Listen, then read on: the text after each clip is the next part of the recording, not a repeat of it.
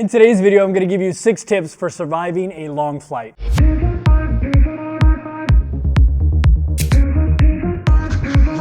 What is going on, YouTube? Greetings from the basement of the co-working space I'm working at here in Valencia, Spain. It's kind of cool. They got these hammocks back here. They got all these things to sit on. They've got a foosball table, a ping pong table. Yeah, it's just a really cool place to come down and relax during the workday.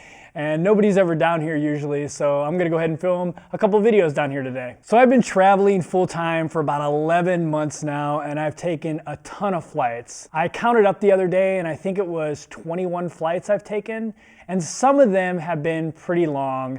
The longest was 11 hours. I've learned a couple lessons along the way for dealing with these long flights, so I figured I'd share with you today my 6 tips for surviving long flights. Tip number 1, book a flight that's during your normal sleep time. If you're taking a flight that's over 5 hours long, it's a good idea to book that flight to start at a time that you would normally be going to sleep. That way, hopefully you'll sleep through most of the flight and you won't even notice how long the flight is. There's nothing better than waking up on a long flight to discover that you're only about a half an hour from landing, or even better yet, waking up to the feeling of the plane touching down. I've had that happen a couple times on 6 or 7 hour flights, and it's awesome. Some people like to take medications to help them sleep on flights, but I think a better idea is to just try to do it naturally by flying during your normal sleep time. Okay, so the next couple tips are actually tips that'll help you sleep on flights. Tip number 2, pack a mask. One of the keys to sleeping well on a long flight is to reduce the amount of things that might wake you up. One of those things is light. Whether it's the cabin lights from the drinking service,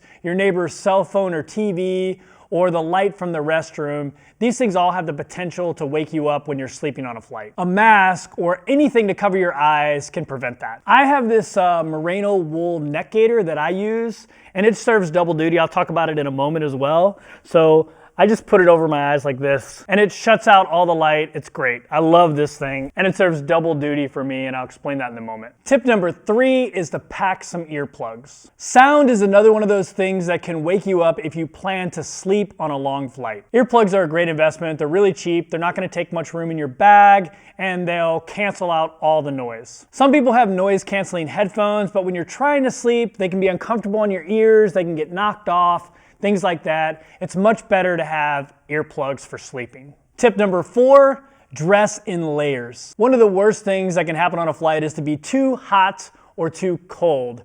The best way to avoid this problem is to dress in layers. If you're too hot, you can remove some clothing, and if you're too cold, you can add layers back on. Back to this neck gaiter again. Not only can I use it to cover my eyes, but it's also great for keeping my neck or my ears warm, and then I can also do the eyes as well. I can make it into a combination thing.